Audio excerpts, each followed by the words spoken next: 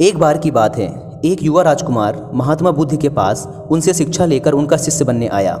दूसरे ही दिन महात्मा बुद्ध ने उस राजकुमार को एक श्रविका यानी कि एक फीमेल मॉन्क के घर भिक्षा लेने भेज दिया। जब वह रास्ते में जा रहा था तो उसके मन में ख्याल आया कि जो भोजन मुझे बहुत पसंद थे अब तो वो मुझे खाने को नहीं मिलेंगे। रूखा सूखा जो भी मिलेगा अब से तो उसी में ही गुजारा करना पड़ेगा। लेकिन जब वह श्रविका के घर गया तो उसने देखा कि उसके थाली में वही भोजन परोसा गया है जो उसे सबसे ज़्यादा पसंद था। वह बहुत हैरान हुआ, लेकिन फिर उसने सोचा संयोग होगा, जो मुझे पसंद है वही आज घर में बना होगा। वह भोजन करता है, तभी उसे याद आया कि रोज़ तो भोजन के बाद वह राजमहल में 2 घड़ी विश्राम करता था, लेकिन आज तो धूप में ही वापस लौटना पड़ेगा।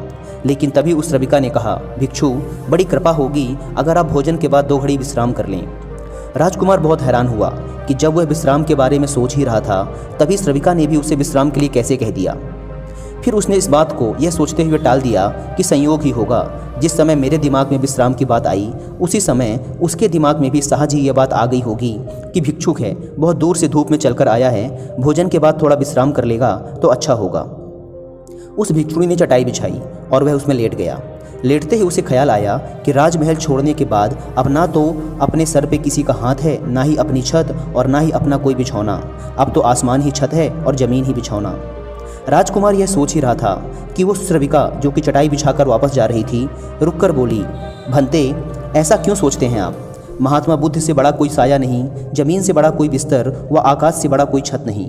कृपया आप ऐसी बात ना सोचें। यह सुनते ही राजकुमार एकदम से उठकर बैठ गया। अब उसके लिए ये बात एक संयोग मात्र मानना असंभव था। उसने उस बौद्ध भिक्षुणी से कहा, मैं बड़ा हैरान हूँ, क्या मेरे विचार तुम तक पहुँच जाते हैं? क्या मेरा अंतःकरण तुम पढ़ लेती हो? उस श्रविका ने कहा, जी हाँ। राजकुमार ने बड़े आश्चर्य से पूछा, लेकिन कैसे? तब श्रविका ने कहा, पहले तो मैंने स्वयं के विचारों का निरीक्षण शुरू किया था, खुद के दिमाग में आने वाले विचारों पर ध्यान देना शुरू किया था।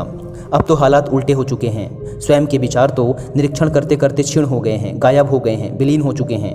पूरा मन निर्विचार हो गया है। अब मेरे मन में खुद का कोई विचार नहीं आता। लेकिन अब तो जो कोई भी मेरे आसपास होता है उसके विचार भी मेरे निरीक्षण में आ जाते हैं। मैं उसके विचार भी पढ़ लेती हूँ। वह भिक्षु एकदम से घबराकर खड़ा हो गया और उसने कहा, मुझे आज्ञा दें, मैं जाऊँ। उसके हाथ पैर काँप रहे थे। उस श्रविका ने कहा, इतने घबराए हुए क्यों हो? इसमें घबराने वाली क्या बात है? लेकिन भिक्षु फिर रुका नहीं, वह वापस लौटा। उसने बुद्ध से कहा, क्षमा करें, उस द्वार पर दोबारा भिक्षा मांगने ना जा पाऊंगा। बुद्ध ने कहा, क्यों? तुमसे कोई गलती हुई? वहाँ कोई भूल हुई तुमसे? उस भिक्षु ने कहा, ना तो भूल हुई ना कोई गलती, बहुत आदर सम्मान और जो भोजन सबसे ज़्यादा प्रिय था वह मिला। लेकिन वह जवान श्रविका दूसरे के मन के विचारों को पढ़ लेती है। यह तो बड़ी खतरनाक बात है, क्योंकि उस सुंदर जवान श्रविका को देखकर मेरे मन में तो काम वासना भी उठी थी, विकार भी उठा था, उसके लिए कुछ गलत विचार भी उठे थे। वो सब भी पढ़ लिया होगा उसने। अब मैं वहाँ कैसे जाऊँ?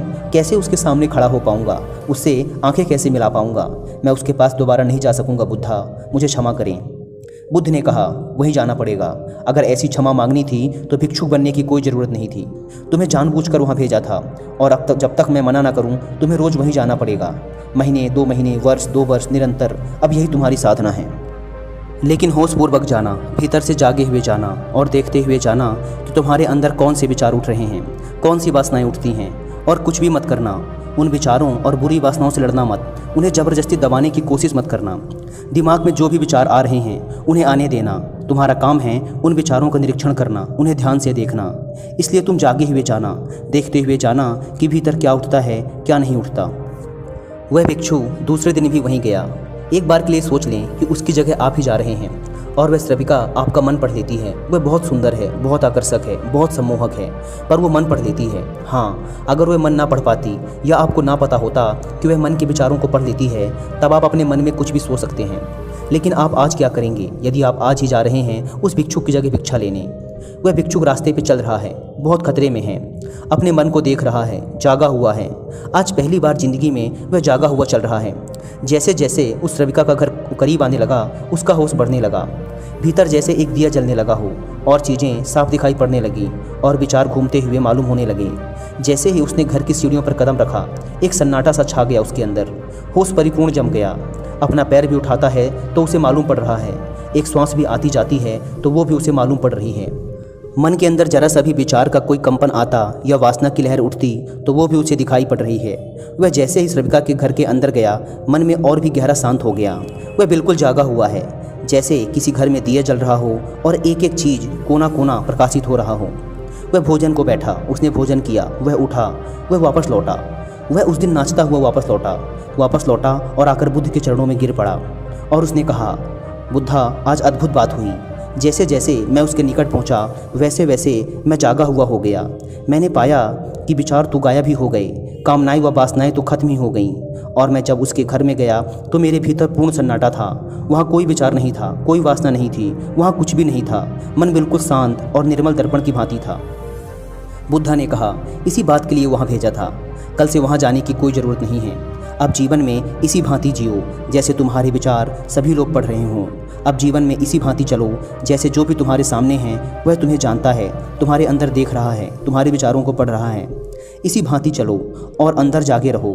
जैसे जैसे जागरण बढ़ेगा वैसे वैसे विचार वासनाएं खत्म होती चली जाएंगी। जिस दिन जागरण पूर्ण होगा उस दिन तुम्हें जीवन में कोई कालिका, कोई विचार शेष नहीं रह जाएगा। उस दिन एक आत्मक्रांति हो जाती है। इस स्थिति के जागने को, इस चैतन्य के जागने को मैं कहता हूँ विवेक का जागरण। दोस्तों, इस कहानी से हमने सीखा कि यदि हम अपने दिमाग में एक बात को बैठा लें कि सामने वाले के बारे में हम जो भी सोचते हैं वो उसे पढ़ रहा है, उसे भी पता चल रहा है, तो हमारा दिमाग अपने आप किसी के भी बारे में बुरा सोचना कम कर देगा या बंद कर देगा। सोचिए, अगर आपको पता हो कि यदि आप किसी लड़की के बारे में गलत सोच रहे हैं और ये बात उस लड़की को पता चल जाएगी, तो क्या आपका मन ऐसी बातें सोचेगा? नहीं।